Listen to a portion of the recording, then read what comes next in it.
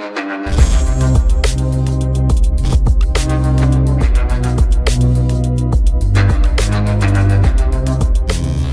वालेकुम गाइस, कैसे हैं आप। उम्मीद करता हूं कि आप सब खैरियत से होंगे, खुश होंगे और हमारी दुआ है कि आप हमेशा खुश रहें, हंसते और मुस्कुराते रहें। मेरा नाम है रहमान अनवर और मैं हूं मोहम्मद सलीम और मैं मुजफ्फर इकबाल। और आज हम जिस वीडियो पर रिएक्ट करने जा रहे हैं, इस वीडियो का टाइटल है तालिबान ने पाकिस्तान की तजलील की, पाकिस्तान की आधी काबीना तबाह कर दी गई। देखते हैं भाई वीडियो।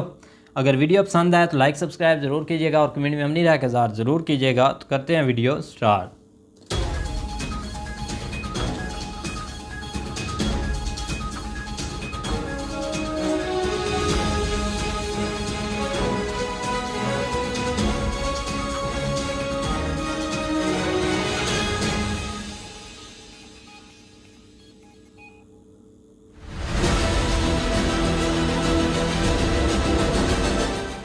शेर मोहम्मद अब्बास टैनगजाई जो उनके डिप्टी फॉरेन मिनिस्टर उन्होंने रगड़ दिया शहबाज बोला उसको ठोको, सीधा ठोको। तो अपने मुल्क को बनाएंगे जैसा टूटा फूटा है, लेकिन हमारा हम स्वाभिमानी लोग हैं, हम पेट पे पत्थर बांध के सो जाएंगे। ये कोई ऐसा मतलब देश नहीं बचा जिनकी पाकिस्तान के साथ रिलेशनशिप ठीक हो, जिससे कम से कम ये दो तीन बार ना अकेला वतन है, कोई वतन के अंदर है, किसी के ऊपर 10 FIR हैं, किसी के ऊपर 50 FIR हैं, एक दूसरे को गाली गलौज। जय हिंद दोस्तों, मैं हूं मेजर गौरवारी और आप देख रहे हैं द चाणक्य डायलॉग्स। इसके पहले कि आप आगे का वीडियो देखें, मेरी आपसे गुजारिश है, रिक्वेस्ट है कि इस वीडियो को लाइक करिए और हमारे चैनल को सब्सक्राइब करना बिल्कुल मत भूलिएगा।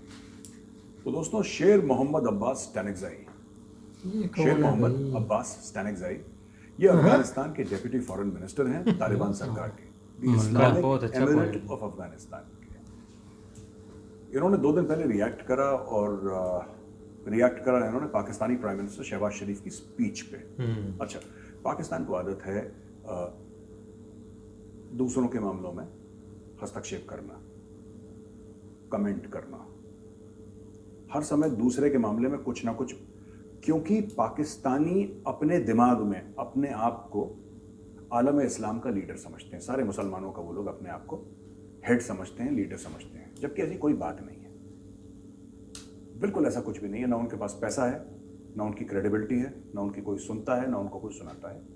लेकिन वो अपने दिमाग में, जैसे एक इंसान की अपने दिमाग में पिक्चर चलती है, तो पाकिस्तानियों की अपने दिमाग में अपनी खुद की एक पिक्चर चल रही है कि साहब बड़े तीसमार खान है।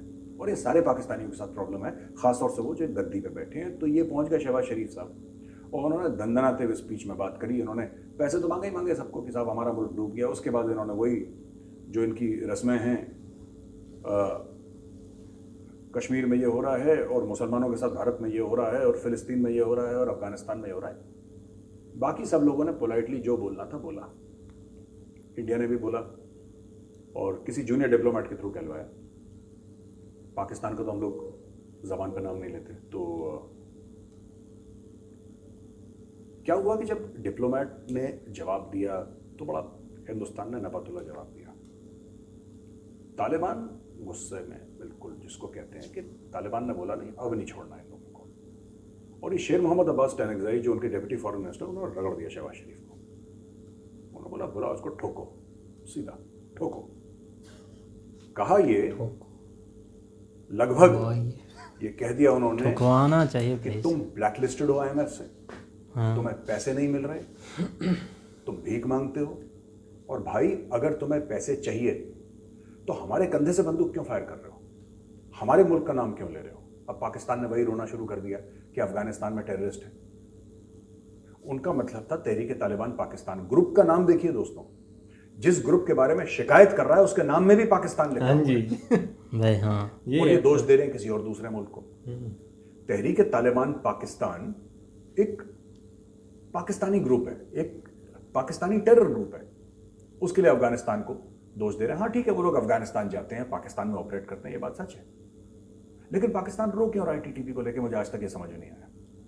ये बात भी सच है कि 250-300 लोग उन्होंने मार दिए हैं पिछले 1 साल में TTP वालों ने पाकिस्तान के अंदर, जिसमें फौजी शामिल, जिसमें सिविलियन शामिल, जिसमें पुलिस वाले शामिल, सबको शामिल।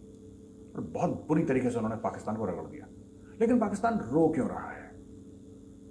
पाकिस्तानी था जो बंदर की तरह उछल के गया था अफगानिस्तान के अंदर। 1979-89 के बीच में जब रूस ने कब्जा कर रखा था अफगानिस्तान में, तो पाकिस्तान ने पैसे लिए थे, जियाउल हक ने पैसे लिए थे अमेरिकन ने दखल अंदाजी करने के लिए। वहां पे इन्होंने गृह युद्ध करवा दिया। पाकिस्तान ने पैसे लिए और अफगान सिविलियंस थे उनको हजारों की तादाद में मरवा दिया, क्योंकि उनको पैसे मिल रहे थे। भाई आप खून को हाथ लगाएंगे तो हाथ तो आपके लाल होंगे ना। अब इनको प्रॉब्लम हो रही है। इन्होंने ये गिरोह खड़े करे पाकिस्तान ने कि ये लोग जाके अफगानिस्तान और कश्मीर में जिहाद लड़ेंगे। अफगानिस्तान में आ गया तालिबान, वो तो जिहाद के बाप हैं, उनके खिलाफ कौन जिहाद लड़ेगा, किसका दिमाग खराब है। और यहां पे इंडियन आर्मी ने लाइन ऑफ कंट्रोल पूरी ब्लॉक कर दी। 370-35 साइड, यहां पे भी जिहाद खत्म हो गया, वहां पे भी खत्म हो गया। जब पाकिस्तान के पश्चिम में जिहाद खत्म हो गया और पूरब में जिहाद खत्म हो गया, यानी कि कश्मीर में, तो जो जिहादी थे वो कहां जिहाद करेंगे, बीच में ही तो करेंगे। और पाकिस्तान बन गया सैंडविच। जैसे दो ब्रेड के पीस होते हैं, बीच में वो खीरा टमाटर मक्खन मक्खन होता है ना चटनी के साथ, वो पाकिस्तान है, वो बन गया। ये पूर्व वाला जो पूरब है, ये ब्रेड का टुकड़ा है लाइन ऑफ कंट्रोल, और पश्चिम का जो ब्रेड का टुकड़ा है वो है ड्यूरेंट लाइन, दोनों बॉर्डर है। अब इसके बीच में जो खीरा टमाटर है वो है पाकिस्तान। अब पाकिस्तान को परेशानी हो रही है कि साहब अफगानिस्तान में टेररिस्ट है। भाई ये माहौल कौन लाया, इस माहौल को किसने जन्म दिया, तुम क्यों बने चौधरी, तुम क्यों आलम इस्लाम के तुम बॉस बने, क्यों तुमने अमेरिका से पैसे लिए। और सबसे बड़ी बात, चलो जो तुमने रूस के खिलाफ जो काम करना था वो तो तुमने कर दिया, वो कहानी खत्म हो गई। जब 9/11 हुआ फिर उन्होंने 20 साल पैसे लिए, फिर उन्होंने 20 साल पैसे लिए। ये देखिए डोनाल्ड ट्रंप का ट्वीट, जो आई थिंक 1 जनवरी को उन्होंने भेजा था। ये ट्वीट देखिए डोनाल्ड ट्रंप का, पाकिस्तान के बारे में क्या खूबसूरत बात उन्होंने कही है।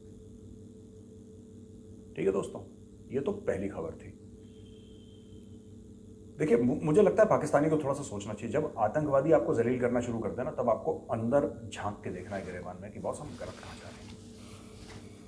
तालिबान तो यही करते हैं, आतंकवादी करते हैं, यहाँ पे बम फोड़ दिया, इसको मार दिया, चलो उनकी सरकार है, कोई बात नहीं। पर जब ऐसे लोग जो एक्सट्रीमिस्ट एलिमेंट हैं, अगर हम उनको आतंकवादी ना भी बोलें, क्योंकि तालिबान ने कभी, तालिबान ने जिसको कहते हैं कि अफगानिस्तान के एरिया के बाहर जाके कभी ऑपरेट नहीं करते, तो हो सकता है उनको उस सेंस में आतंकवादी कहना गलत हो, क्योंकि वो अपने ही मुल्क पे कब्जा करना चाहते हैं। उन्होंने कभी बाहर ये नहीं बोला कि हमें हम इंडिया पे अटैक कर देंगे, अमेरिका पे अटैक करेंगे, ये सब करते नहीं वो लोग, तालिबान वाले।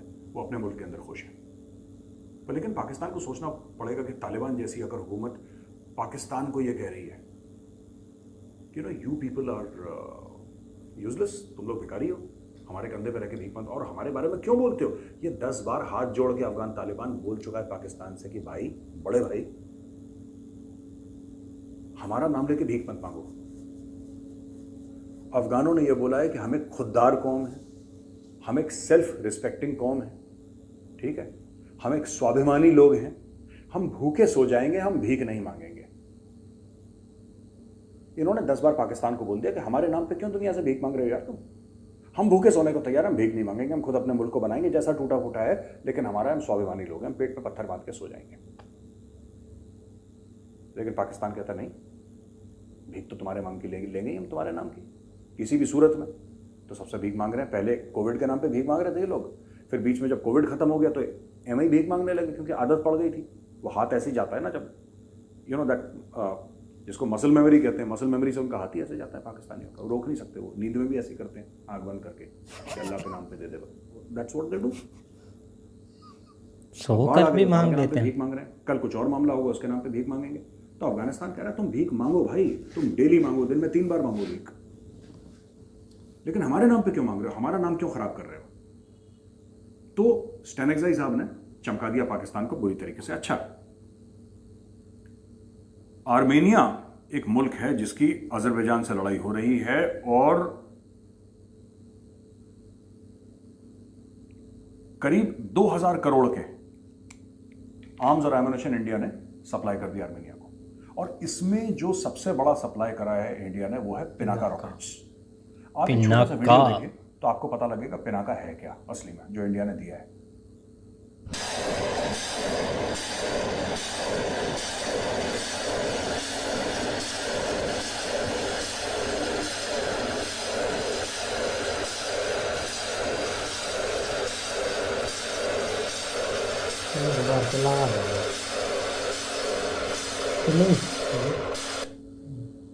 दोस्तों ये इंडिया ने खुद बनाया है, खुद डिजाइन करा है, और जबरदस्त घातक हथियार है, मल्टीपल बैरल इसमें होती हैं और रॉकेट्स इसके अंदर से निकलते हैं, जैसा आपने वीडियो में देखा। और जहाँ पे रॉकेट्स गिरते हैं, कहा जाता है कि उतने स्क्वायर 1 किलोमीटर बाय 1 किलोमीटर या 800 मीटर बाय 800 मीटर जो भी एरिया है उसका, मुझे ऐसा याद नहीं आ रहा, वो पूरा राख हो जाता है। जहाँ पे रॉकेट्स गिरते हैं पूरा राख कर देते हैं। बहुत ही खतरनाक है पिनाका। पिनाका का मतलब क्या है? पिनाका एक संस्कृत शब्द है और पिनाका है महादेव का जो धनुष था, शिवजी का जो धनुष, उसका नाम पिनाका है। तो शिवजी के धनुष के नाम पे ये वेपन सिस्टम्स इंडियन आर्मी ने बनाया पिनाका, और बहुत, जिसको कहते हैं घातक, बहुत ही खतरनाक, और इसकी मार से कोई बच नहीं पाता। लंबे लंबे डिस्टेंसेस पे ये जाके रॉकेट्स गिरते हैं, एक्यूरेट हैं, प्रिसाइज हैं, और इंडियन आर्मी यूज कर रही, तो वही चीज फिर हमने एक्सपोर्ट कर दी। अच्छा, ये तो दूसरी खबर है। तीसरी खबर, एक चाइनीज डेंटिस्ट है जिसको कराची में मार दिया। दोस्तों अब देखिए ना, ये हो क्या रहा है। आपने देखा दासू डैम पे वो 8, 9, 10 चाइनीज मार दिए थे। फिर उसके बाद वो जो कन्फ्यूशियस इंस्टीट्यूट था कराची में, वहां पे बलोचों ने सुसाइड बॉम्बिंग कर दी थी। सिंधु देश करके एक आउटफिट है जो कि कह रही है कि सिंध जो है एक बहुत बड़ा राज्य है पाकिस्तान के अंदर, उसको आज़ाद होना चाहिए। सिंधु देश वाले इन्होंने अटैक कर दिया चाइनीज़ को। क्यों? क्योंकि इनको लगता है कि चाइनीज़ आ रहे हैं। वैसे चाइनीज़ की आदत है जहाँ जाते हैं गंद मचाते हैं लोग, इसलिए पाकिस्तानियों की बनती भी है इनसे, लाइक माइंडेड पीपल। तो इन्होंने क्या करा कि ये गए और यहाँ पे ये कुछ अपना चला रहा था वहाँ पे अपना बिजनेस, इसका ना ये डेंटिस्ट का दांत वांत ठीक करता था लोगों के, और काफ़ी सालों से था पाकिस्तान में। इसकी बीवी सब लोग यहीं पे सेटल थे, और इनके जो असिस्टेंट था, नौकर वोकर थे, सब वहीं पे थे। तो इनके ऊपर भारी अटैक हो गया और सिंधु देश वालों ने बोला कि तुम निकलो। ये एक पैटर्न है, देखिए, चाइनीज़ के पीछे बलोच भी पड़े हैं, पश्तून भी पड़े हैं, और अब सिंधी भी पड़ गए इनके पीछे। तो ये बहुत, मैं आपको बता रहा हूँ, ये और होगा, ये भी आगे चल के अटैक और बढ़ेगा। इसके पहले कि पाकिस्तानी मेरे ऊपर FIR फाइल करते हैं, 2-2, 3-3 तो फाइल कर रखे हैं इन लोगों ने मेरे खिलाफ पाकिस्तान के अंदर। लेकिन मैं फिर आपको बता दूं, इसके पहले मेरे ऊपर फाइल करें एक और FIR। मैं एक बात बताना चाहता हूँ, तुम लोगों की हरकतें ऐसी हैं कि लोग ऐसे ऐसे काम करते हैं, तुम्हारी हरकतें ऐसी, you do not engage with people. आपको लगता है कि हम मार मार के सबको तुम्बा बना देंगे, सब लोग हमारी बात मान लेंगे, और वो लोग रिएक्ट कर रहे हैं वहाँ पे। इन्होंने तो डोनाल्ड लो पर भी करवा दिया। ये खबर है।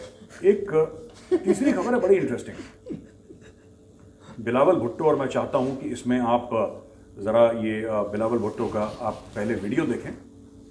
I don't like to see our relationships as mutually exclusive. I see them standing alone. And rather than being a point of competition or a venue for these divisions to be exacerbated, I would like Pakistan to continue to play a role that we have done in the past. And Pakistan originally played the bridge between China and the United States, resulting in diplomatic relations between the two countries.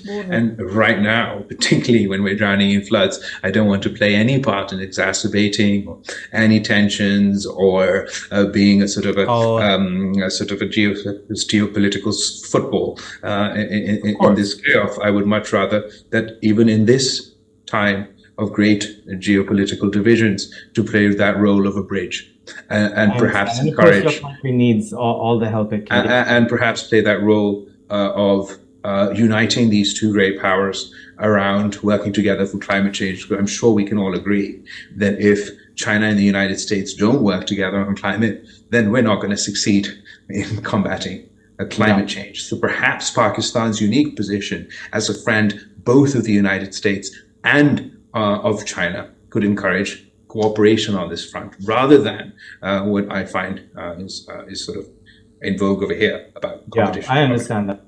दोस्तों, आपने video देखा जिसमें video floods के बारे में था और भी चीज़ें थी, लेकिन जो हमने आपको क्लिप दिखाई है छोटी सी, उसमें बिलावल भुट्टो कहते हैं कि हम चाहते हैं कि हम चीन और अमेरिका के बीच में एक ब्रिज बने, एक पुल टाइप का है कि उन लोगों में अंडरस्टैंडिंग थोड़ी सी कमी है, तो पाकिस्तान उनकी अंडरस्टैंडिंग ठीक करेगा, उनकी दोस्ती करवाएगा। या कोई भी पाकिस्तानी जो वीडियो सुन रहा है ना, मैं वीडियो देख रहा है, मैं चाहता हूँ कमेंट्स में आप लिखो। मेरा एक सवाल है, आप लोग इतना कॉन्फिडेंस कहाँ से आता है यार आप लोगों के पास? हम बताएंगे भाई वीडियो खत्म होने के बाद। बाल बिखरे हैं, खाने को नहीं है, लेकिन फिर भी घोड़े पे सवार है। ये कॉन्फिडेंस कहाँ से आता है? ऐसा कौन सा च्यवनप्राश खाते हैं आप लोग कि इतना कॉन्फिडेंस आपके अंदर आ जाता है? कौन से बादाम खाते हैं?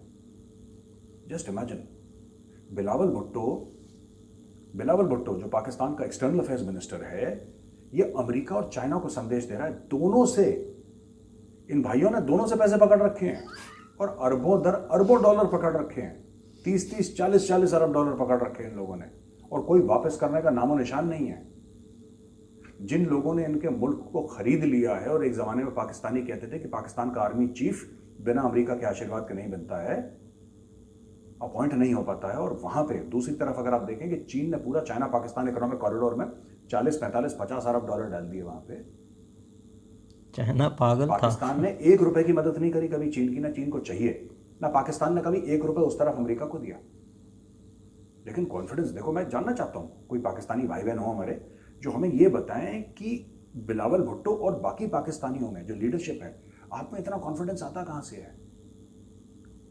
सबसे पैसे मांगने हैं 2-2, 3-3 बार। मतलब एक होता है ना कि you walk around with your hat in your hand, आपने एक बार हाथ में टोपी लेके, हाथ में कटोरा लेके आपने सबसे भीख मांगी। ये कोई ऐसा मतलब देश नहीं बचा जिनके पाकिस्तान के साथ रिलेशनशिप ठीक हो, जिससे कम से कम ये 2-2, 3-3 बार ना मांग चुके हो। और जब कोई इनको और पैसा देने से मना कर देता है तो ये कहता है, क्या कहते हैं उसको, ये कहते हैं कि भाई जो तूने पहले दिया था ना, चल तू नया पैसा नहीं दे रहा, जो तूने पहले दिया था वो माफ कर दे। इतने बुरे हाल में पाकिस्तान, लेकिन कॉन्फिडेंस देखिए, ये कहता है कि हम दोस्ती करवाएंगे। ये है we will be confidence. The bridge between US and Pakistan. दोनों दुनिया के सुपर पावर्स, उनके बीच में पाकिस्तानी, क्या पिद्दी का शोरबा, ये दोस्ती करवाएंगे। मतलब अमेरिका का चाइना में एम्बेसी नहीं है और चाइना का अमेरिका में एम्बेसी नहीं है, ठीक है दोस्तों। वहां पे एम्बेसडर्स नहीं है, ना बाइडेन के पास शी जिनपिंग का नंबर है, ना शी जिनपिंग का बाइडेन। ये कुछ नहीं, बीच में दलाली खाने के चक्कर में इन्होंने पहले भी 50s में इन्होंने ये दलाली खाई थी, 50-60s में। ये दलाली खाने के चक्कर में कभी खुद मेहनत मत करना, कभी खुद काम मत करना, खुद मजदूरी मत करना, खुद मतलब कोई ऐसी चीज मत कहना, पसीना मत बहाना जिससे कि तुम्हारे देश की तरक्की हो, पाकिस्तान की तरक्की हो। हर समय कटोरा लेके भीख मांगना, और सबसे बड़ी बात, अपने लोगों को यह बताना कि भाई तुम्हें पालना हमारी जिम्मेदारी नहीं है, दुनिया की जिम्मेदारी है। दुनिया पालेगी तुम्हें क्योंकि तुम्हारे पास न्यूक्लियर वेपन है, इसलिए दुनिया की मजबूरी है तुम्हें पालना। तुम कितने बड़े नालायक हो, दुनिया की मजबूरी है तुम्हें पालना। तो ये भाई लोग अब लगे हुए हैं इस चीज में। ये एक खबर है। अब देखिए, जो हिजाब वाला मामला था ना, आपको याद होगा, जो ईरान में अभी भी चल रहा है हिजाब वाला, आप समझ लीजिए तालिबान के अंडर, तालिबान जो बिल्कुल कट्टर मुस्लिम देश है। मतलब मुझे नहीं लगता कि तालिबान से कट्टर कोई हो सकता है। सऊदी अरब भी इतना कट्टर नहीं जितना तालिबान है। वहां की औरतें सड़क पे आ गई ईरान में अपनी बहनों के सपोर्ट के लिए कि हिजाब हटाओ ये, ठीक है। तालिबान को हवा में गोली चलानी पड़ी उनको, तितर बितर करने के लिए, भागो यहां से। फिर थोड़ी देर के बाद औरतें आ गई, ये देखिए। तो ये मामला है, जबकि हटाने आई हैं, खुद भी हिजाब पहन कर आई हैं। जहां पे तालिबान अगर किसी को मार भी दे तो कोई सुनवाई नहीं है, किसी का घर उड़ा दे, 10 लोगों को लाइन में खड़े करके खोपड़ी में गोली मार दे, उनसे कोई पूछने वाला नहीं है। वो बेताज बादशाह है अफगानिस्तान के, उनसे कोई रूल ऑफ लॉ नहीं है वहां पर। तालिबान ने जो बोला वो मार दो, छोड़ दो, बख्श दो, उस टाइप का रूल है वहां पे। वहां की औरतें अपनी जान पे, जान हथेली पे रख के सड़क पे आ गई और आवाज उठा रही है। एक टर्किश सिंगर है, वो भी बड़ी यंग सी लड़की है, वो स्टेज पे उसने अपने बाल काटे। ये बाल काटने की जो रस्म है ये चल पड़ी है ईरान से, जहां पे औरतें अपने बाल काट रही हैं और बोल रही हैं कि हिजाब जो है नर्क है, इसको फेंको, आग लगाओ इसमें। और तुम ये चाहते हो ना हम अपने बाल ढकें, इसीलिए तुम हिजाब करते हो ना कि हम अपने बाल ढकें, तो हमने बाल ही काट दिए। ये एंगल है बाल काटने का। उस टर्किश सिंगर ने, जो कि एक मुस्लिम कंट्री है टर्की, उस सिंगर ने स्टेज पे अपने बाल काट दिए, फेंक दिया।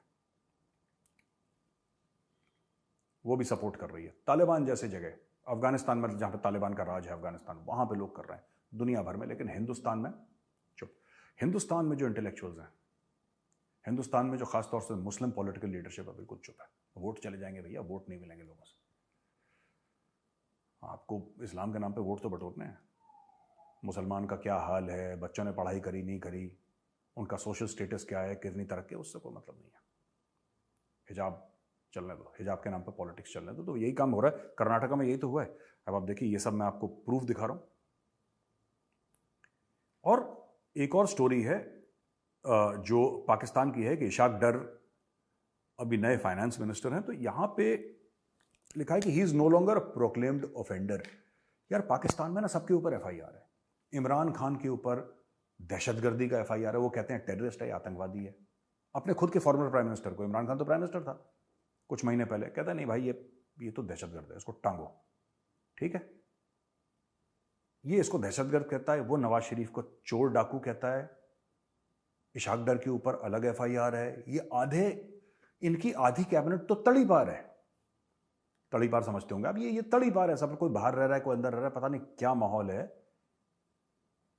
और फिर ठीक है, कोई जेल में है, कोई जेल के बाहर है, कोई वतन के बाहर है, जिला वतन है, कोई वतन के अंदर है। किसी के ऊपर 10 एफआईआर हैं, किसी के ऊपर 50 एफआईआर हैं। एक दूसरे को गाली गलौज करते हैं, ये किसी होटल रेस्टोरेंट में मिल जाते हैं, शॉपिंग मॉल में हाय हाय तौबा छाती पीटते हैं। और ये सब करने के बाद 1/3 मुल्क पानी के नीचे। सुनिएगा, 1/3 मुल्क पानी के नीचे। पाकिस्तानी रुपये की ऐसी पिटाई करी है डॉलर ने कि सांस नहीं आ रही उसको। लेकिन तुलना किससे होती है? बिलावल भुट्टो, डॉक्टर जयशंकर। अब ऐसे लोगों को आप क्या बोलोगे? आप क्या लॉजिक समझा देंगे? कौन सा तथ्य दे देंगे कि पाकिस्तानियों को अच्छा लगेगा या जो समझ पाएंगे वो लोग? नहीं कर सकते। उनको कंपेयर करना है। They are comparing a child. ठीक है, डायपर पहना हुआ बच्चा है ये। बिलावल भुट्टो, जिसको पाकिस्तानी प्यार से बिल्लो रानी बोलते हैं, मैं नहीं बोलता, मैं ऐसे वर्ड्स यूज नहीं करता, बट पाकिस्तानी दोस्त हैं मेरे जान पहचान के लोग हैं जिनसे मेरी फोन पे बात होती है। वो कहते हैं कि आज बिल्लो रानी वहां गया था, यूएस गया था बिल्लो रानी। वो बोलते बिल्लो रानी, बिलावल बोलते नहीं इसको। लेकिन कई पाकिस्तानी जो कंपेयर करते हैं बिल्लो रानी का डॉक्टर जयशंकर, कहाँ डॉक्टर जयशंकर, कहाँ राजा भोज, कहाँ गंगू तेली, लेकिन फिर भी इनके दिमाग में ऐसा है ना। तो दोस्तों ये सब चल रहा है। आखिरी में मैं सिर्फ एक बात कहना चाहूंगा कि जो डॉक्टर जयशंकर की डिप्लोमेसी चल रही है ना, मुझे तो हर समय बड़ी बोरिंग लगी। बाय द वे डिप्लोमेसी जिंदगी भर जो मैंने फॉलो करा 20-25 साल, मुझे बड़ी बोरिंग लगी। पहली बार जब डॉक्टर जयशंकर स्पीच देते हैं तो मैं यूट्यूब पर जाता हूं, उनकी स्पीच सुनता हूं, या अगर मुझे लाइव सुनने को मिल जाए मैं लाइव सुनता हूं।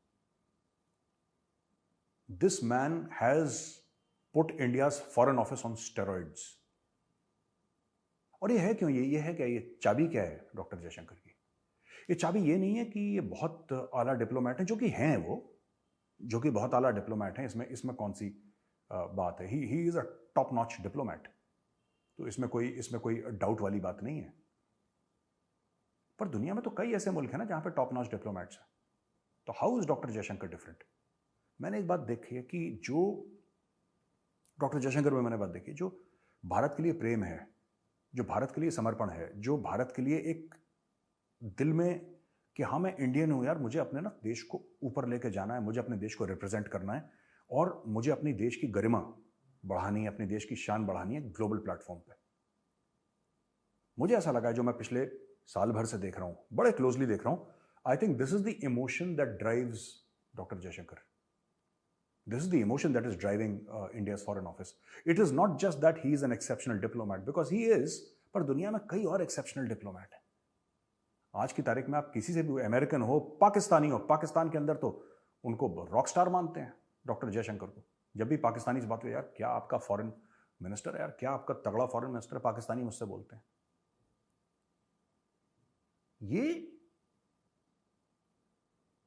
ये सिर्फ प्रोफेशनल एक्सेलेंस नहीं है, जो कि it's a given. He is a foreign minister, he will be professionally excellent. And there have been many foreign ministers in India in the past. और दुनिया भर में हर एक मुल्क का फॉरेन मिनिस्टर होता है, तो कोई ऐसी फॉरेन मिनिस्टर होना अपने आप में कोई इतनी बड़ी बात नहीं है. बड़ी बात है देश के लिए, पर दुनिया में कई हैं. Doctor Jaishankar is exceptional because of his sense of service, कि भारत मेरा देश है, मैं एक भारतवासी हूं और मुझे जान लगानी है अपने देश के लिए. मुझे लगता है वो चाबी है which is driving him day and night. और मैं फिर से कहता हूं, मुझे कभी ना डिप्लोमेसी में, मुझे ऐसा लगता है डिप्लोमैट्स ना, दीज आर फडी डडीज यार. ये टाई पहन के अंग्रेजी बोलते हैं, वाइन पीने वाले, और एक इफेक्टेड एक्सेंट में बात करना. मेरा हर समय गलत था मेरे दिमाग में एक ओपिनियन, लेकिन ये ओपिनियन था. कई लोगों का ऐसा होता है.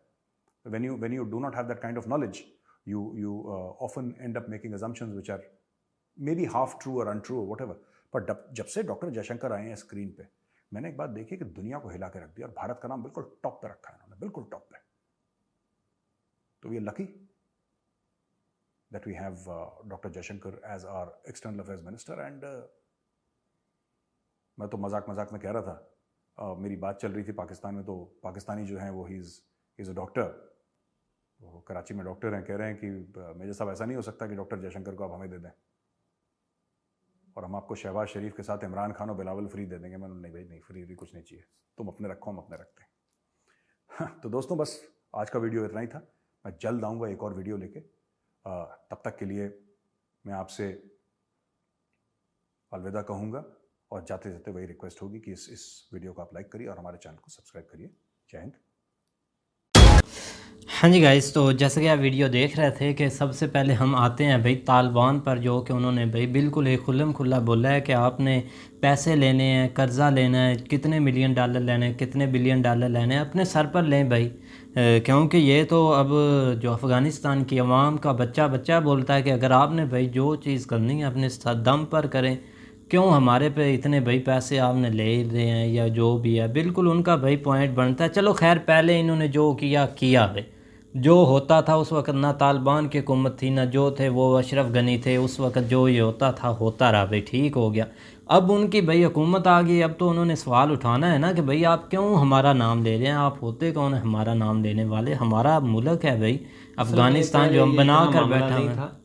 ये आप भी कुछ अरसे से जो है ना वो ये शुरू हुआ है, उन्होंने बोलना है भाई, ये इन्वॉल्व कर ले, हालांकि उनको इन्वॉल्व नहीं करना चाहिए इस मामले में। बिल्कुल भाई, अपने दम पर जो करना चाहता है आप करें। देखा जाए इतने शरीफ हाजी वो भी नहीं है, उनको इन्वॉल्व नहीं करना चाहिए। हर बुरे काम में उनका हाथ ज़रूर होता है। और देखा जाए तो पहले पाकिस्तान है, इधर तो बोलते हैं ना कि भाई अल्लाह के नाम पर दे दो, अब क्या बोलेंगे अफ़गानिस्तान के नाम पर दो।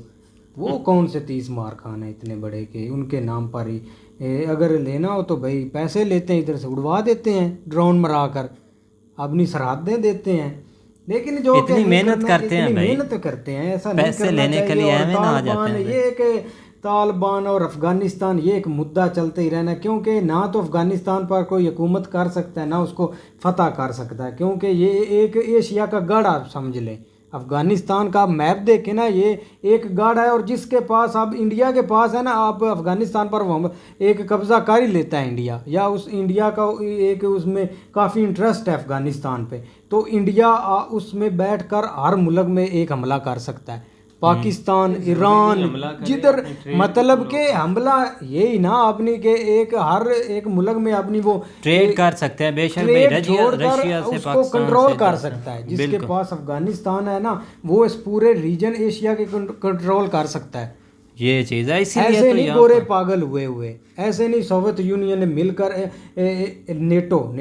नेटो ने मिलकर हमला किया था अफगानिस्तान पर। पूरे नेटो के जो मुल्क थे वो भी नहीं फतह कर सकते, क्योंकि इसमें एक अलग ही रूल है। कुछ लोग अभी भी वो एक रहते हैं ना, तो तालिबान के अंडर में है, लोगों के अपने अपने कबीले हैं और उन्होंने कबीलों ने अपनी सिक्योरिटी लगाई हुई है, अपने उनके एक गार्ड होते हैं, उन्होंने खुद तनख्वाहें देनी होती है और रहते वो भाड़ों में हैं। अमेरिका क्यों नहीं इतना एक अरसे से उनको फतह कर सकता, यही रीज़न है। और पाकिस्तान, अफगानिस्तान, तालिबान, ये इन बीच में इनके आपस में बस चक्कर चलते ही रहने, चाहे जो भी हो जाए। और दहशतगर्दी वो भी फैलाते हैं और पाकिस्तान भी थोड़ी बहुत ही फैलाता होगा उनके होगा भाई, ये सही है। हाँ, तो ऐसे मतलब कि हर वीडियो भाई 25 मिनट की तो भीख मांग ली, भूखे पता नहीं क्या भाई यार। वो मेरी बात सुने, आप मेरी एक बात सुन ले, बेशक जो मर्जी सुन लो। पाकिस्तान है इतना भी नहीं बुरा के जितना लोग समझते हैं। हमारा एक हुक्मरान है, ऐसे मिले हुए हैं, कभी ना अगला पता ना पिछला पता। भाई मेरी आप बात सुन ले, एक मैं आपको बताता हूं, हर जगह बिस्ती वगैरह, क्योंकि ये एक अंदर कीड़ा है ना इनके पैसे का। तो जब मेजर साहब की आप बात करते रहे, बिल्कुल आप जितनी मर्जी करें, उन्होंने एक बार भी ये नहीं बोला कि पाकिस्तानी अवाम ऐसा कर रही है।